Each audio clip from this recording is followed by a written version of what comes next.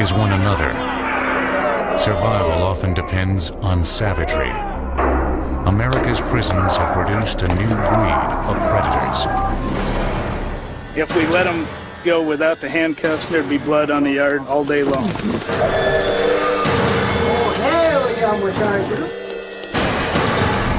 They are attacking each other on sight. Locked cells and thick walls keep them safely isolated from the public.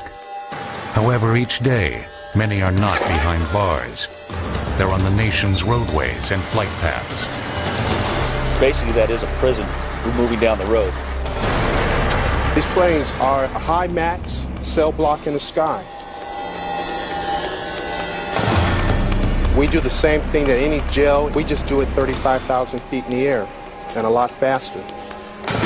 The officers who transport America's convicts are on constant alert. They know a crisis can erupt at any moment, ignited by dangerous and desperate men lusting for escape. Anything can go wrong when you're outside of the walls. When you think you've seen it all, you haven't seen anything yet.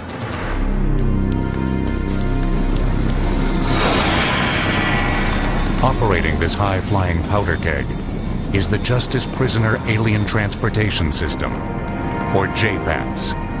But to guards and prisoners alike, it is known simply as Conair.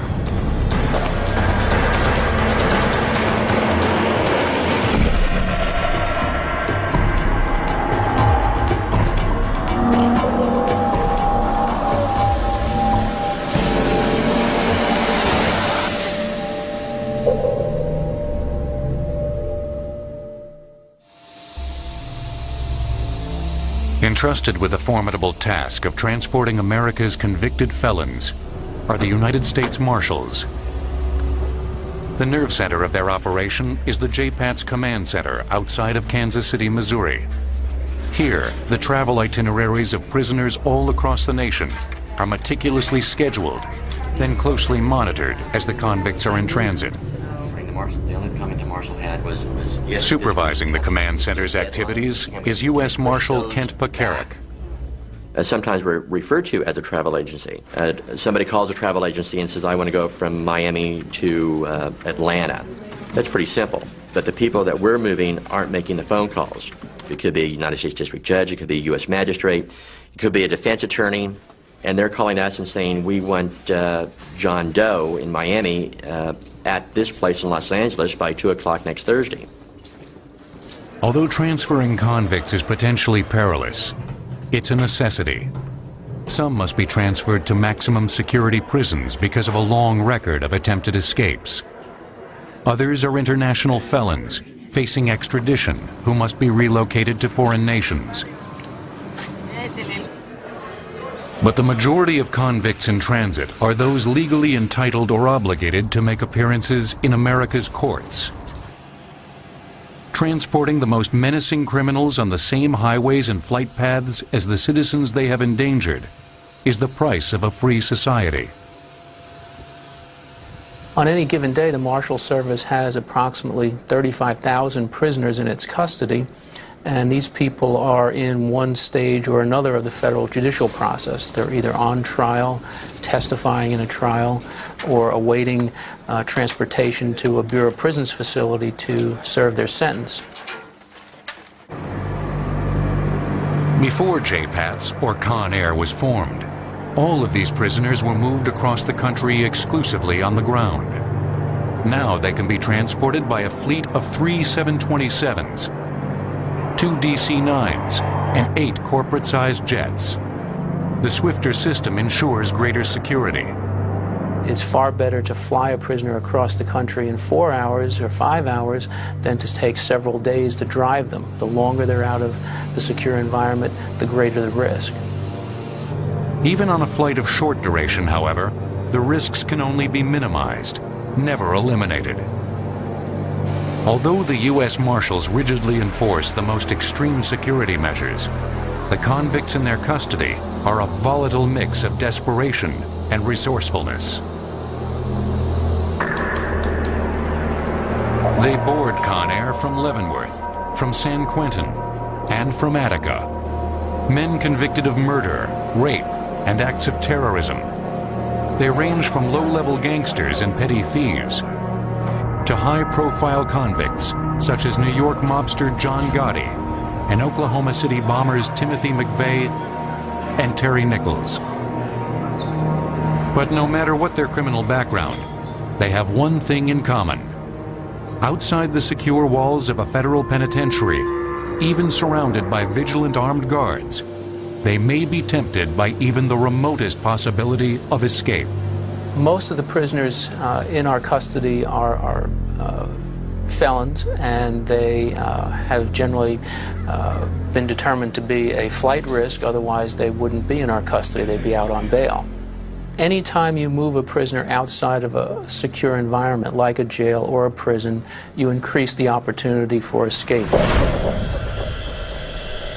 The chances of escape grow even higher when a convict in transit is able to receive help from an outside accomplice. In order to prevent this scenario, the marshals devising a prisoner's travel plans operate in conditions of absolute secrecy. We don't tell the prisoners, number one, when they're going to be moved. So if you don't tell them, they can't tell anybody ahead of time. No one outside of JPATS knows the specific route any convict will take to get from point A to point B. Another routine security precaution taken during the planning phase is an exhaustive background check of each traveling prisoner. Because of security issues and medical issues, safety issues, we want to know what type of individual we're moving. In fact, we probably know more about that particular individual than he knows about himself. Armed with detailed biographical information, JPATS travel coordinators are able to make sure that rival gangs and sworn enemies never share the same Conair flight.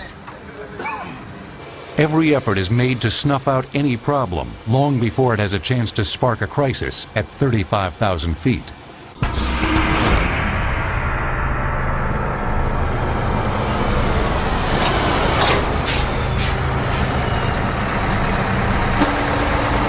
While America sleeps, the transportation operation begins. The Conair network utilizes not only planes, but a specialized fleet of cars, vans, and buses. Good morning. How you doing? The pre-dawn start time is designed to minimize risk to the nation's motorists by taking to the roads when traffic is lightest.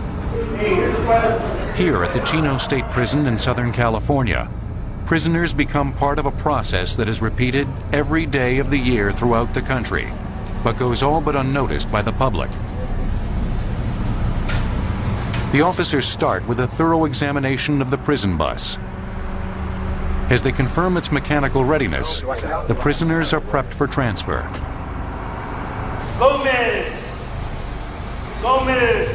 In the back of the reception center, the officers back there, they're the ones that pull them out of their housing units. They bring them out and they do a strip search on them, and they place them in holding tanks until we arrive.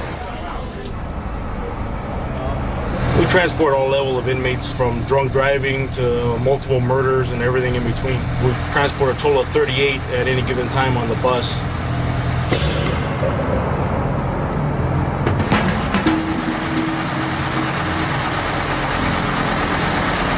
First two, come on up.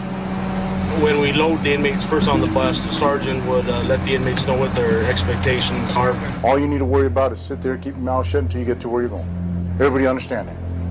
We move, I don't know, thousands and thousands of inmates a year, and you're always going to have some incidents. You're bound to. How long of a ride is it? It's going to get there. You'll get there sometime today, again.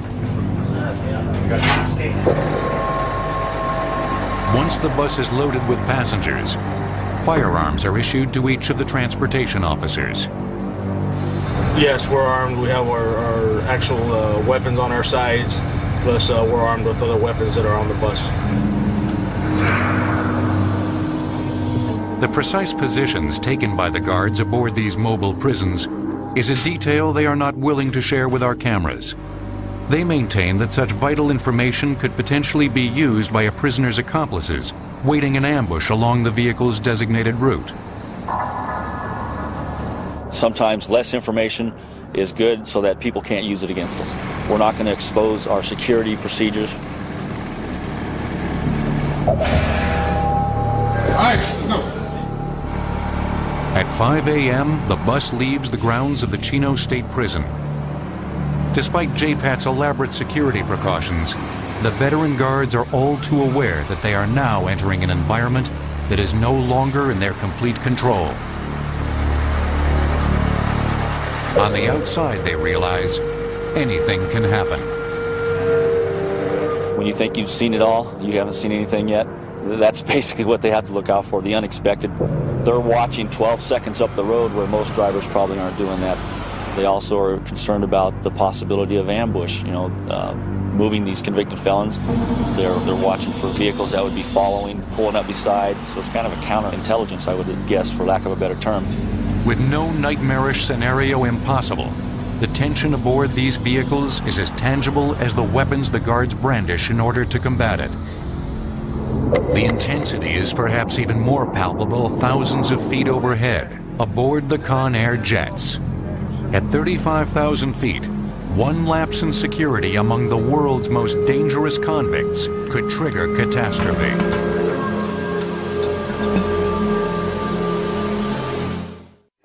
Beach midpoint 2 north, west and southeast out at 3.5 on the midline. At 11 a.m. at a small Midwestern airport, an aircraft identified as Justice 113 begins its final approach. Justice 113 is 20 miles to fly. Copy, 20 miles. Few observing the nondescript 727 would suspect that its passengers are some of the most violent convicted criminals in America. This is one of thousands of Conair flights that occur each year. When large numbers of dangerous prisoners must be transported across the country, the most secure method is to segregate them aboard their own plane. The nature of their crimes makes it very difficult to put them on commercial aircraft, even with armed escorts. And so JPATS was designed to be able to move these people long distances in relatively short periods of time in maximum security. We move probably 1,000 prisoners and detainees a day on JPATS.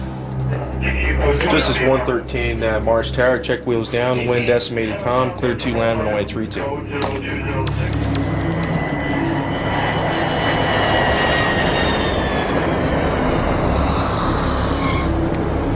For some of the convicts aboard, this is only a brief layover.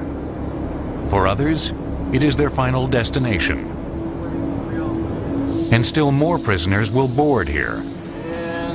The only difference between this flight and that of any conventional airline is that the entire procedure occurs within the most extreme security system imaginable. The moment when the chances of escape seem most tempting, perhaps, is the crucial period of deplaning or boarding. Our very first thought is to not give that prisoner any ideas that there's a possibility to escape, or there's a possibility to create a diversion of someone else possibly escaping. Disembarking convicts are transferred immediately to the custody of a ground unit of U.S. Marshals. We're down here to pick up 9 prisoners off the Marshal Service airlift to take back to Des Moines for court appearances. Before they are boarded into a waiting security van, each prisoner is rigorously searched. We shake them down, we pat them down, make sure they haven't picked up any paraphernalia or anything off the plane that they shouldn't have. The tight security never lapses, as prisoner restraints are rechecked for the next phase of transport. They're all restrained with belly chains, handcuffs, and leg irons at all times, and they're not removed during the trip at all. For the next 8 hours, the Marshal's van will be their prison on the road. As their journey continues, so does the vigilance of the officers guarding them. When we're in transit with prisoners, we consider them all a maximum security risk. 99% of the time, they know what they've done wrong, and they don't mess with us, and we don't mess with them. With all arriving prisoners safely dispatched in ground vehicles, Conair now prepares to board a new slate of convicts. Vehicles are unloaded one at a time, so that no prisoner can avoid close scrutiny in a crowd. Once again, this moment of transition between bus and plane is often viewed by the desperate as their best and last opportunity to escape. They psychologically may be thinking that we're outside the bars, now's our chance to do something. We do a very thorough job of searching them at every opportunity to make sure that they don't have a key to a handcuff or an implement that they could use to pick the cuffs. Any seemingly innocuous object, like a pencil or paperclip, can become an effective weapon in the hands of a hardened convict. Even in an outwardly docile prisoner who appears to pose no threat.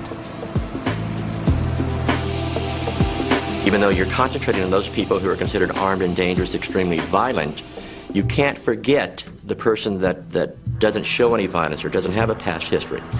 Because a lot of times, if you drop your guard and you're not watching that individual, that's the person that may hurt you or hurt another prisoner or may hurt themselves. In all, 137 potentially explosive prisoners are on this Conair flight. Justice 113, At 1 Roger, your p.m., clearance will be on request Justice momentarily. 113 is cleared for takeoff.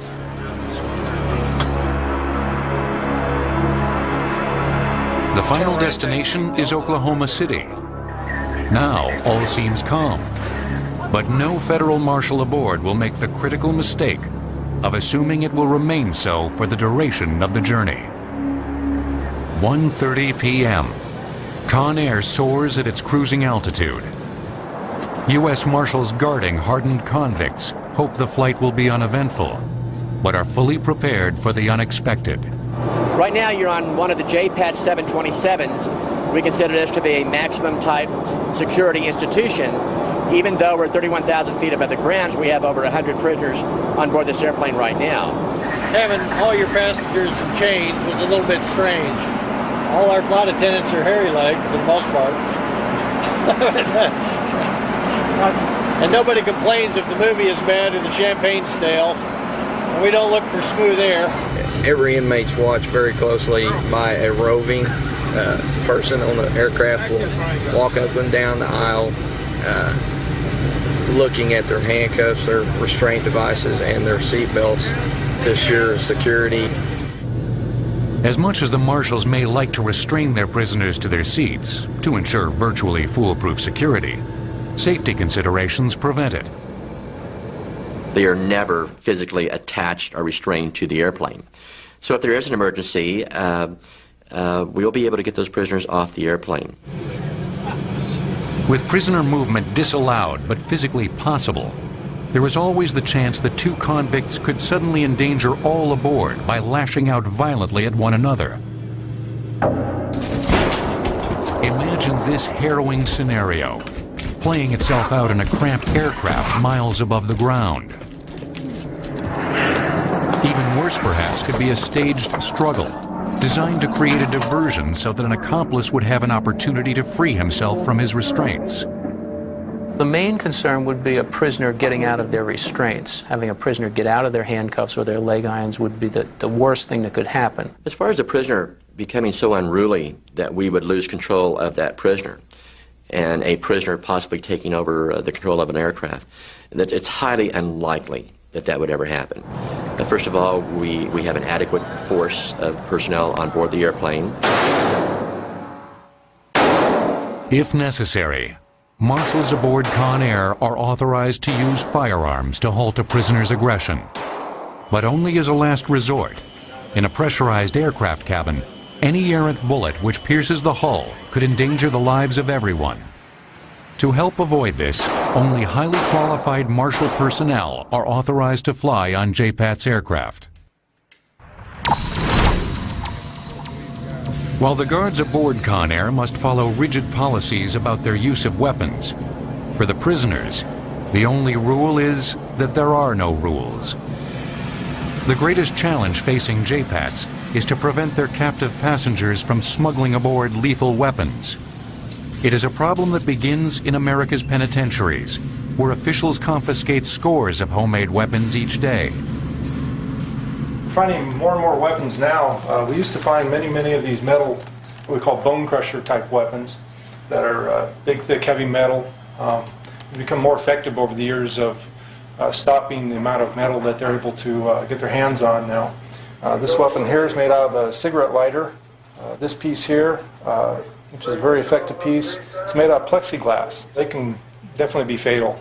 This weapon here is another one we would consider a bone crusher. It was fashioned from an arm on a door closing device similar to this one right here. I would say it's almost exactly the same as this one right here. In order to conceal such weapons from prison officials or to smuggle them aboard Conair, resourceful convicts have invented extreme measures. The inmates have become extremely intelligent as far as, conniving I should say, as far as where they hide the weapons.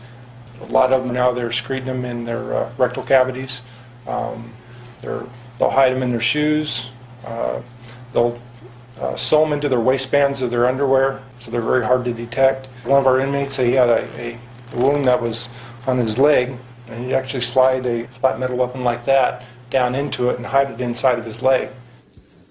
To prevent such lethal devices from being smuggled aboard a Conair flight, federal marshals make the first of many searches of their captive prisoners long before they arrive at the airport.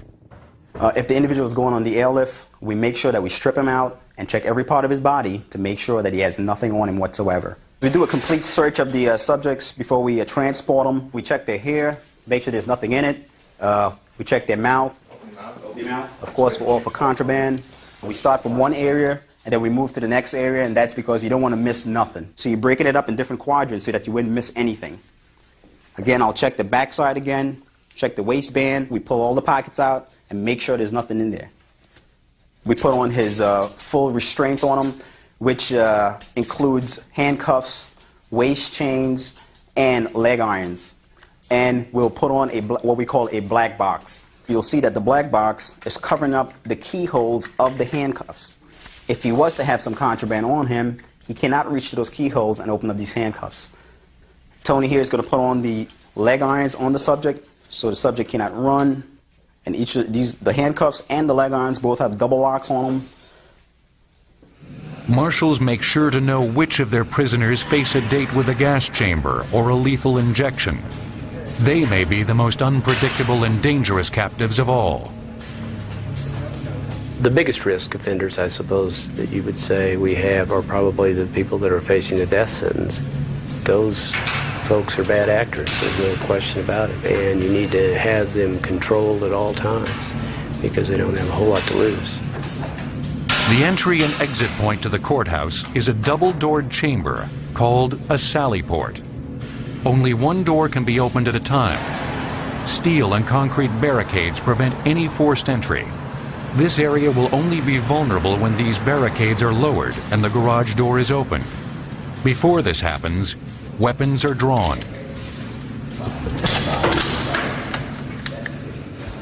We can have armed officers outside making sure that no one attempts to interfere with that motorcade. When we open up this bay door here, we are in the middle of the public. A lot of cars going by, so we got to make sure, for safety reasons, we got to make sure we have a weapon at hand. You never know what can happen.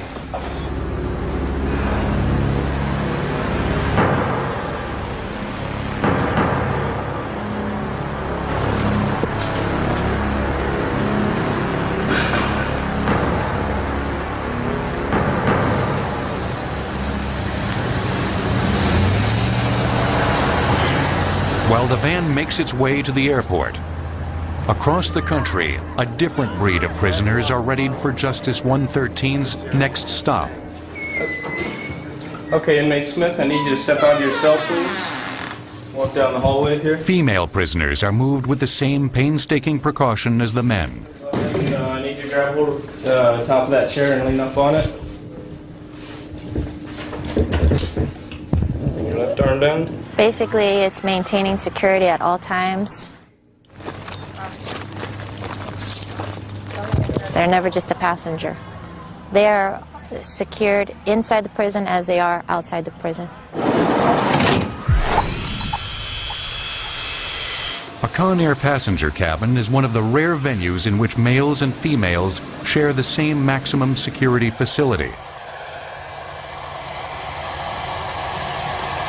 By 4 p.m., Conair is once again at full capacity at its cruising altitude of 31,000 feet.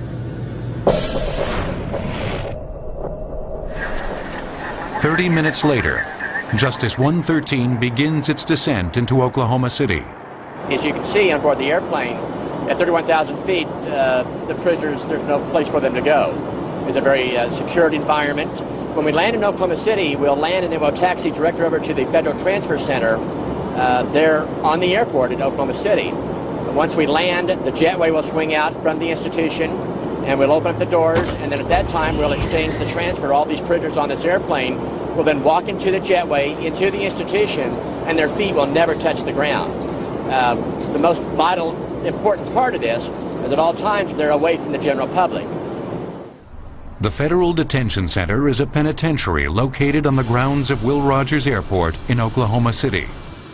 Convicts disembark directly into prison. From here, they will catch another Conair flight to their final prison destination. While these prisoners were cleared for a standard Conair prison flight, a special few require security measures that are even more extreme. They are so dangerous, they must be flown in solitary confinement.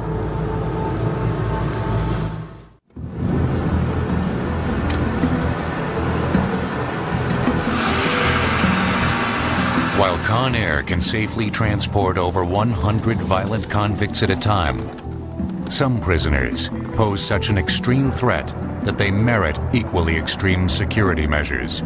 If we move someone as an individual, that means that they are either an incredibly high security risk, someone who is a high-profile prisoner. You can't afford to have them out in public, so you move them by themselves. Flights transporting one convict in isolation are arranged not only for the protection of the public, but for the protection of the prisoner. Timothy McVeigh and Nichols were accused of the bombing incident in the federal building in Oklahoma City. There was considerable transportation of those individuals. When they were in Oklahoma City, the local U.S. Marshal's Office did the transporting, and JPATS then had to transport those two individuals from a secure location to the trial in Denver, Colorado. Other high-profile prisoners, such as organized crime leaders, present an extreme escape risk. John Gotti, from our understanding, was the head of a organized crime family in New York City. He was indicted numerous times. The violent nature of that business makes these people particularly dangerous. They have the money to be able to orchestrate escapes if they have the opportunity to do so. The challenge in transporting a prisoner of John Gotti's stature is to prevent the critical information leaks to the media. Information which would be invaluable to accomplices plotting to assist an escape. The press has their job to do also, and they're constantly trying to find out when we're picking someone up or when we're moving, when we're flying. And because of security reasons, we don't usually want to publicize that because we want everything to stay safe, and it's better that those things stay as quiet as we can until we actually get the defendant to the institution. Unlike John Gotti, the most dangerous of the Conair solo passengers have no need for accomplices to create havoc. They stand alone as killing machines. There's one prisoner in the system right now that can break handcuffs basically like you break a piece of thread. There's people in the system that have killed up to 20 people. The commissioners of the Aryan nations, very extreme, very violent, they've killed multiple. And it's a feather in their cap if they kill, say, a female law enforcement officer. And the joint is one thing. If they do it on the street, it's bigger points. We handle the baddest of the bad, is what it comes down to. When they take them out of the cell, they take 6 guards to take them out of the cell, to move them anywhere. Well, in the case of moving a prisoner on Conair, we use full restraints on them. There's virtually no chance of escape or no chance of an assault on one of our officers. Rendering harmless the most violent of predators requires that the wrists be triple locked. In addition to handcuffs and a black box, the hands are placed in a set of synthetic mittens that prevent him from using his fingers. We've got issues where people have actually pulled things off of an aircraft and used them to make shanks. With that mitten on top of an individual's hands, he's prevented from even touching his fingertips. The final security device constrains the convict's movements to an even more extreme degree, one that has inspired Hollywood prop masters. The mask prevents the inmate from spitting, manipulating the restraints with his teeth, or biting his guards. Though these measures may seem like overkill, the marshals are trained to never underestimate the criminal mind. Everybody in this system is clever. That's all they do is practice on martial art holds of pressure points, because that's all they have is time on their hands. Physically, mentally, they're in their own world. And at any given time, they can have their upper hand. Once prepped for the move, the transport team acts quickly, with no advance notice to their captive. If he is a high profiler, he can be carried in an armored car. And with that armored car, there's chase vehicles. You may take out the first car, but you're not going to take out the convoy of U.S. Marshals and other law enforcement that are fully aware. As the prisoner arrives at the airstrip, the Conair jet is already prepped and ready for takeoff. And just as they do for standard Conair flights, marshals form a security perimeter around the aircraft. There are two possibilities. One, that there could be an escape of a prisoner being moved. The other risk is the possibility of someone attempting to aid in an escape. And so that's why you see the armed people securing the perimeter to prevent outside forces from engineering an escape. It is the marshal's sworn duty not only to prevent their prisoner from escaping, but to prevent any attacker from harming the prisoner. You're looking at an area that's 3,000 yards open, a sniper, in the event that they want to take that individual out, we couldn't do anything about it. If you want somebody bad enough, you'll get them. We do everything that's possible to make sure that that doesn't happen. Once on board, the final security measure goes instantly into effect. Marshals are forbidden to converse with their isolated passenger. It certainly is a jail environment in the air. There are no frills to the flights. Once seated, they are not allowed to get up for any reason. It is a very controlled environment. Obviously, at 30,000 feet, you can't afford to have an incident. Passengers requiring this extreme form of confinement aboard Conair are invariably transported to a prison where security is just as tight. One such penitentiary is Pelican Bay State Prison in Northern California, home to many of the most sinister convicts alive.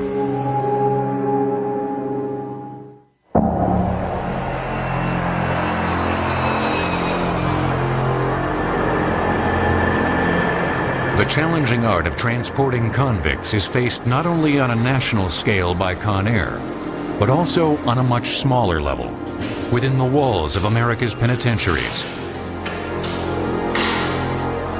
Nowhere is this challenge more daunting, perhaps, than at the Pelican Bay State Prison in California. A 275-acre facility located near the Oregon border, Pelican Bay is designed to isolate nearly 4,000 of the state's most violent inmates.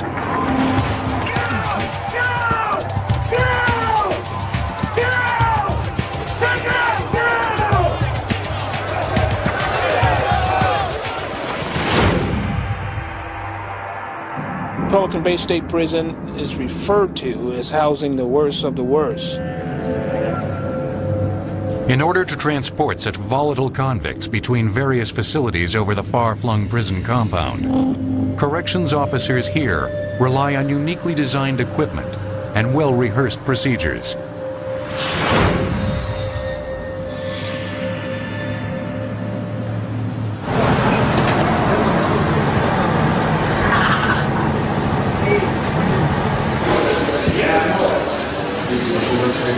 To move the dozens of inmates each day required to go to Pelican Bay's medical clinics, guards use a special lockdown bus, a mobile prison inside the walls.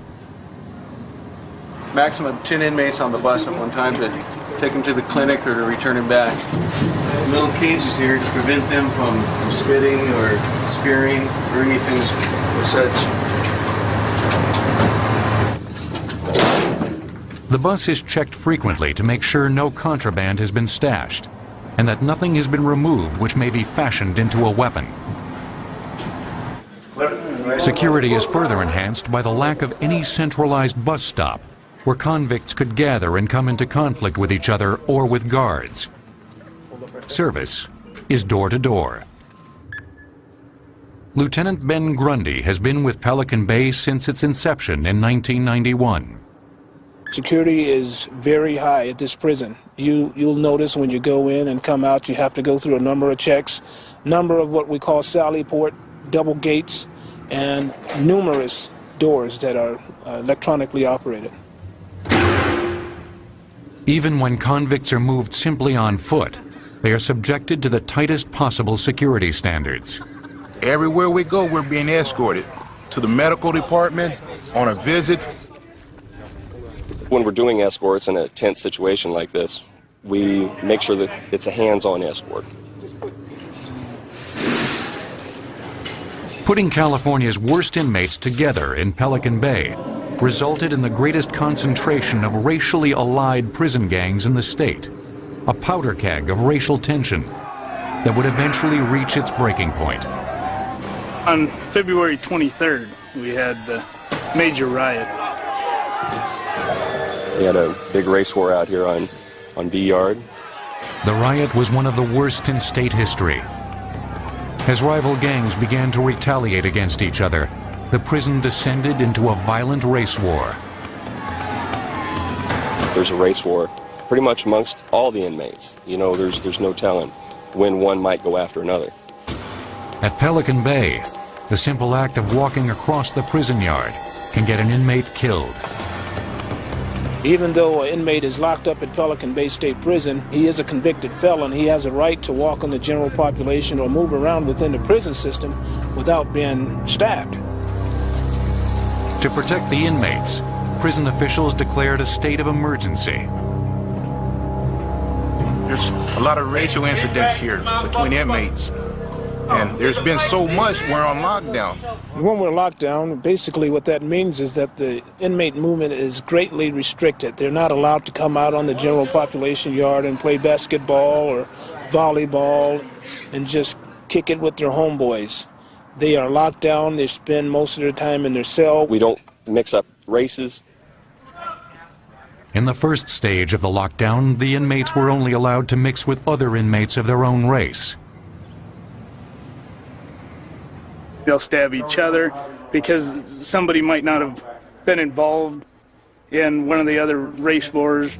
Those who didn't participate in the race war were targeted by their own race. They've been attacking each other, their own racial groups, and the people that they should be getting along with. So we've gone to a total lockdown. Pelican Bay's total lockdown has created a unique situation where even prisoners locked in an institution require full-time security from other prisoners.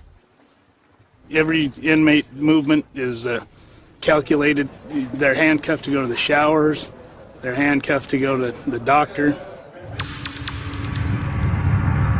For the inmates' protection, Pelican Bay's notorious killing fields, the yards, are kept vacant.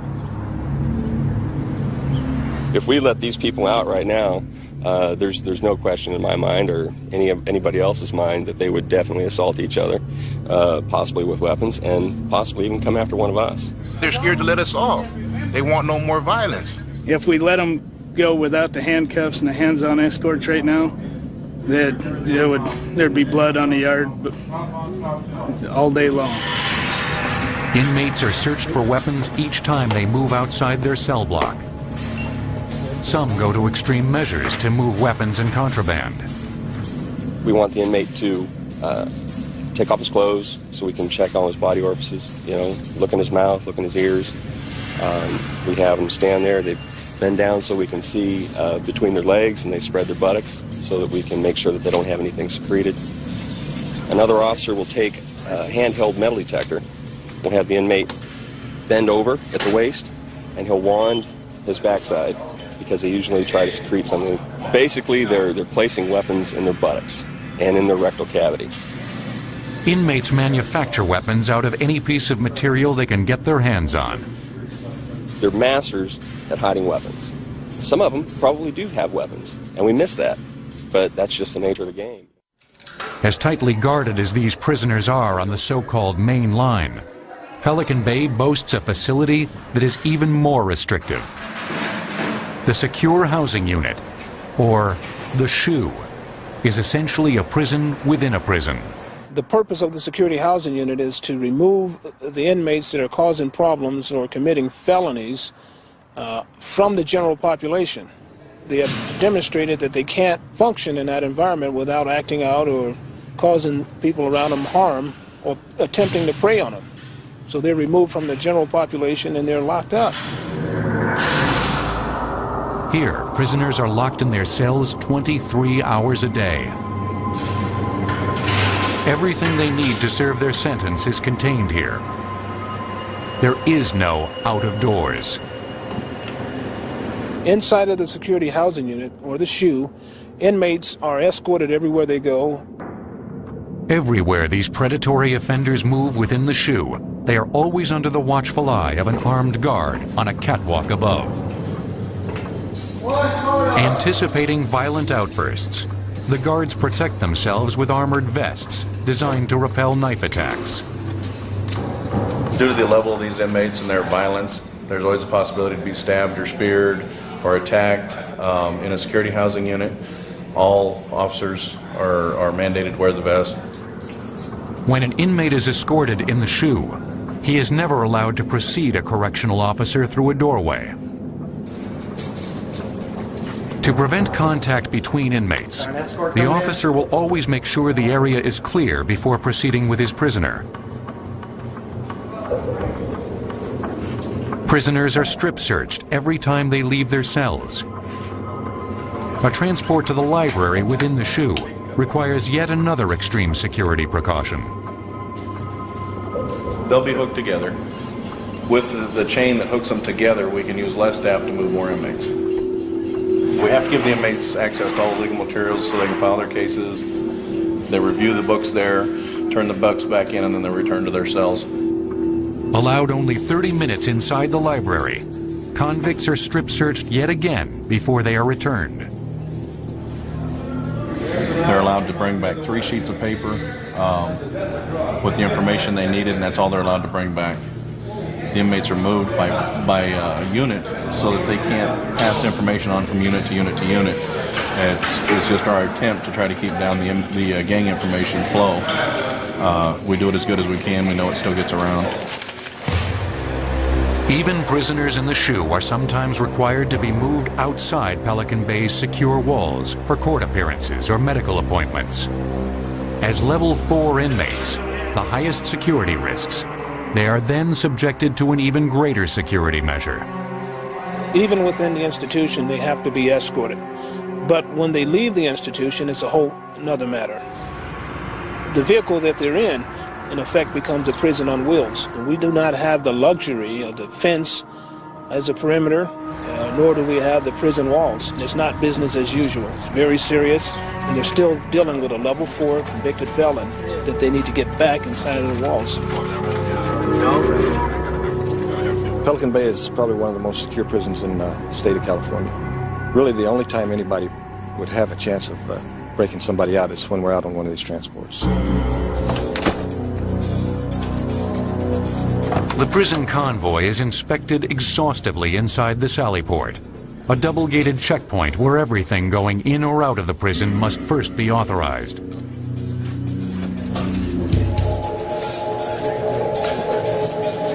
Here, officers are issued weapons for their venture outside the walls. Anytime you take out a level 4, it's 1 sergeant, 3 officers, and everybody's armed. We don't give them any prior notice. That way, there's less chance of them being able to notify anybody on the outside that they're out, less chance of an escape attempt. On this day, the transportation team is moving inmates to a local hospital for appointments with heart specialists. To minimize the chance of an ambush by a convict's accomplices lying in wait along the road, officers vary their route daily, avoiding predictability. Anything can go wrong when you're outside of the walls. You have to be careful about what could be a staged event. You could have a cuff key inside of a body cavity and try to take off his restraints. Throughout their venture outside the walls, inmates are never out of a correctional officer's sight.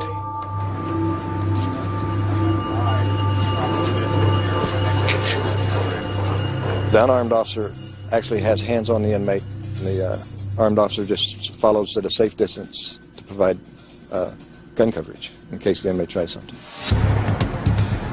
The Pelican Bay transportation officers have mastered the art of moving society's most dangerous criminals, just like their counterparts aboard Conair.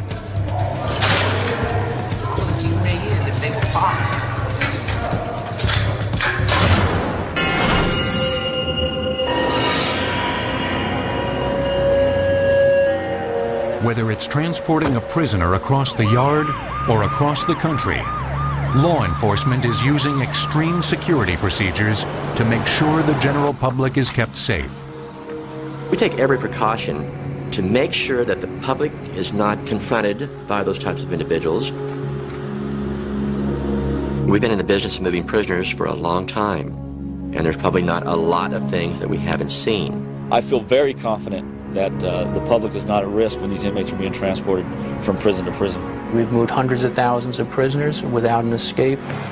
From vans to buses to the specialized fleet of jets, the mission is the same: taking prison safely on the move. We do the same thing that any jail, any prison, federal, state, county. We just do it 35,000 feet in the air and a lot faster.